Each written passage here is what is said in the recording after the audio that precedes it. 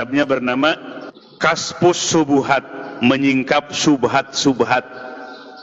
Ya, menyingkap apa? Subhat-subhat, yang dikarang oleh pendiri mazhab Wahabi. Apa ke Wahabi lagi? Ini kitab ditulis oleh Muhammad bin Abdul Wahhab, disarahi oleh Syekh Shalih bin Fauzan bin Abdullah Al-Fauzan. Ini kitab kalau dipelajari akan menimbulkan, pertama, menyalahkan pemahaman orang lain. Ini jelas-jelas di sini. Menyalahkan pemahaman orang lain dan mengklaim pemahaman mereka yang benar. Ini satu, sangat berbahaya sekali paham pemahaman seperti ini. Ini kitab menimbulkan fanatisme dan menyalahkan pemahaman orang lain. Jadi ini dakwahnya bukan kepada non-muslim, tapi ini ditujukan kepada muslim sendiri.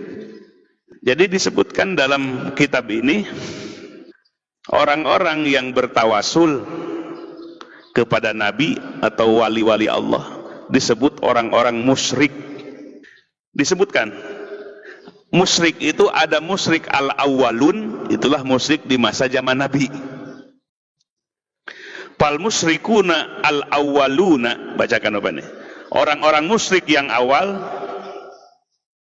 yusamuna hadhil asya alihah, menamai berhala-berhalanya itu adalah Tuhan-Tuhan, sembahan-sembahan.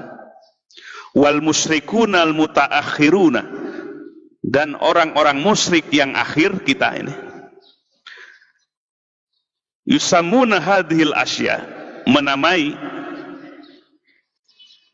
nabi, wali-wali Allah yang kita bertawasul, wasaid wa wasail, disebut sebagai wasilah-wasilah.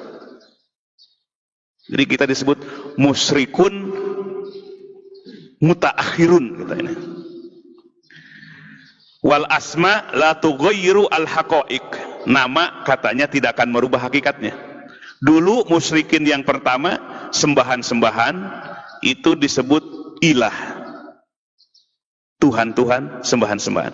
Musyrik yang akhir kita, al-musyrik al-mutaakhirun, di mana kita bertawasul kepada nabi kita, kepada mursyid-mursyid kita, itu adalah disebut wasilah atau wasail.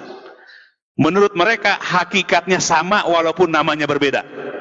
Dulu berhala, sekarang wasilah, hakikatnya sama.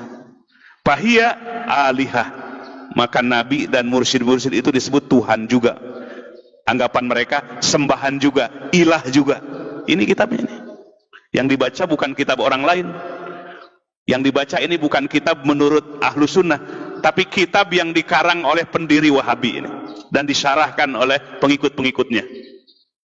Jadi menurut mereka, muslim yang berada fil alamil Islam, di negara-negara Islam yang mayoritas, mereka adalah musyrikun. Fil alamil Islam, di seluruh negara-negara Islam itu banyak musyrikun. Ini yang sangat berbahaya ini. Ya, sangat berbahaya sekali. Jadi menurut mereka, akidah yang benar, tauhid yang benar hanya mereka saja. Mereka lah muwahhidun, orang yang bertauhid. Selain mereka, musyrikun, kafirun. Jadi bukan kata orang lain. Cuma mereka dakwah di Indonesia yang ngaku-ngaku salafi padahal Wahabi pakai strategi. Gak berani mereka menyebutkan langsung bahwa kita ini adalah musyrikun, tapi dengan tahapan-tahapan.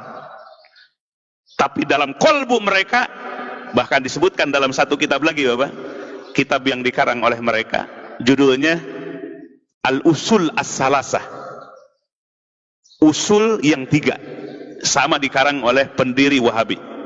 Wajib baro'atun minasyirki wa ahli. Menurut mereka wajib kita berlepas tangan, berlepas diri dari syirik dan ahli syirik. Ahli syirik kita. Dengan cara pertama, al-bugdu, tanamkan kebencian kepada kita, kepada mereka. Tanamkan kebencian kepada syirik dan ahli syirik. Pantesan lihat kita tuh, matanya tuh. Jadi lihat kita tuh seperti ya musyrikin Mekah dulu. Yang kedua, wa kaffarul musyrikin, wajib mengkafirkan orang-orang musyrik. Ini. Jadi wajib mengkafirkan orang-orang musyrik. Jadi kita ini di pandangan mereka, di hati mereka adalah orang-orang musyrik dan wajib mengkafirkannya. Yang ketiga lagi, yang paling parah, wa qitaluhum, wajib untuk memerangi mereka. Ini jelas-jelas dalam kitabnya. Pantesan gaduh terus ini umat Islam setelah kehadiran mereka. Gaduh nggak? Gaduh di masjid-masjid, gaduh di media sosial. Karena pemahaman yang dibangun ini. Dan mereka menyebut bahwa dulu Nabi Shallallahu Alaihi Wasallam memerangi orang-orang musyrik. Benar apa enggak? Jadi dakwah Nabi dengan dakwah tauhidnya katanya memerangi orang-orang musyrikin. Siapa yang memerangi ini? Apa enggak baca sejarah ya? Nabi 13 tahun di Mekah. Coba lihat. Dakwah dengan cara yang hikmah. Hikmah itu tuntunan Quran. Ud'u ila sabili rabbika bil hikmah.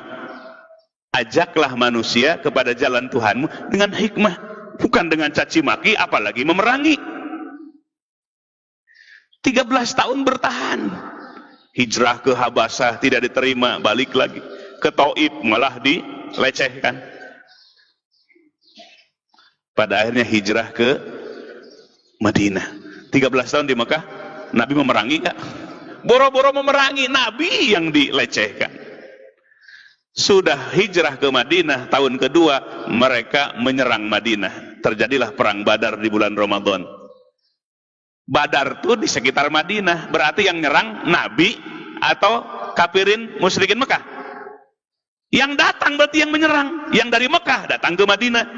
Terjadilah perang Badar. Badar itu di sekitar Madinah. Jadi Nabi yang diperangi. Ini dalam kitab ini. Nabi memerangi orang-orang musyrikin. Akhirnya balas dendam. Jadi perang Uhud. Uhud di Madinah juga. Akhirnya kalah kaum muslimin. Kemudian mereka menyatukan kekuatan. Terjadilah perang Ahzab atau perang Khandaq, parit. Mereka datang dari Mekah ke Madinah. Ternyata Madinahnya sudah dibikin parit. Jadi mereka yang terus memerangi kebenaran, memerangi Nabi. Ini dalam kitab ini. Nabi mendakwahkan dakwah tauhid sehingga Nabi memerangi orang-orang musyrikin. Pantesan ya. Tuh lihat di Saudi Arabia. Nggak boleh berkembang madhab yang lain. Madhab mereka aja. Di Masjid 2, Mekah dan Madinah, Nabawi dan Haram, dan di masjid-masjid yang lainnya. Karena ini kitabnya. Ini yang membuat orang jadi begitu. La haula wa la quwata illa billahil aliyil azim. Jadi yang pertama, paham Wahabi bukan kata orang, bukan katanya, langsung Bapak baca kitab-kitabnya. Pertama kitab Al-Majmu'ul Farid, syarah kitab Tauhid. Yang kedua kitab Al-Usul Ats-Tsalasah. Dan yang ketiga ini yang gue baca kitab namanya kitab Kasyfus Syubuhat. Sehingga dari penelahan ini disimpulkan, pertama madhabnya adalah eksklusif, yang menutup diri, pokoknya sudah kami yang benar, mereka salah semua. Itu eksklusif, tidak menerima orang lain, paham dari orang lain. Yang kedua, mazhab yang ekstrim. Apa ekstrim? Takfiri, mengkafirkan orang lain, mengkafirkan golongan yang berbeda dengan mereka. Takfiri, ya, mengkafirkan orang yang beriman.